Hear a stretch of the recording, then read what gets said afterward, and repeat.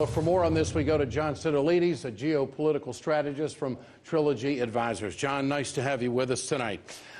Is this a new age arms race that we're looking at? I don't consider it an arms race so much as when facts change, opinions change pertaining to Secretary Mattis. And the sense now is that Russia is retaining the ability to use low-yield nuclear weapons to thwart a possible conventional operation in the event of a U.S.-Russia conflict. And there's a policy in Moscow called escalate, then de-escalate. And the idea is if you escalate with nuclear weapons, the U.S. from conventional only has a high-yield nuclear weapons capability to respond with, which makes it very unlikely that we would ever use that. So we would then de-escalate after the Russians have gone nuclear. What Mattis is looking to do is to give the U.S. more options in order to more credibly deter any type of use of nuclear weapons by the Russians. This would also localize the attack a lot more and not be as massive. Isn't that true? And also a lot more mobile with the fact that cruise missiles would be involved. Well, the first thing to keep in mind is the objective is to deter the use of any nuclear weapons. Nobody wants to cross that threshold, at least nobody on the U.S. side. And so the idea is if you have a more credible deterrent capability or a retaliatory capability to show the other side that you are able to respond in kind without escalating to an all-out strategic nuclear exchange, it makes the first act less likely to occur. Is this a reaction by the United States to what China and Russia has done with their military arsenal? It seems very much the case. There's been a very significant upgrading and modernization of both the Chinese and Russian nuclear capabilities as well as their larger militaries.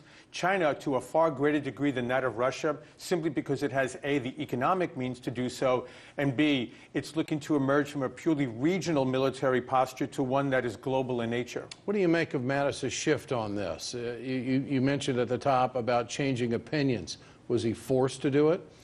I have no idea what discussions take place between the President and the Secretary of Defense, but from what we know about Secretary Mattis, I don't think he's a guy that can be forced to do anything. I think he looks at the facts and says, okay, if this changes, then maybe we adapt to new circumstances. They need money to do this. How crucial is that with everything that's going on Capitol Hill? Nothing gets done without money in Washington, Ed.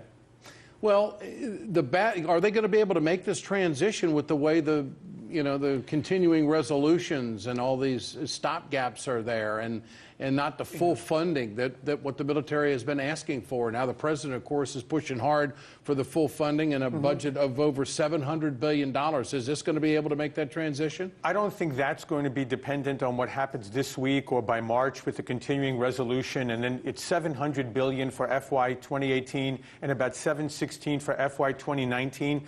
But this is now laying the groundwork for a change in American doctrine in the event of a possible conflict with a superpower. Major finger pointing going back and forth between Russia and the United States on who broke the treaty and who's paying attention to it.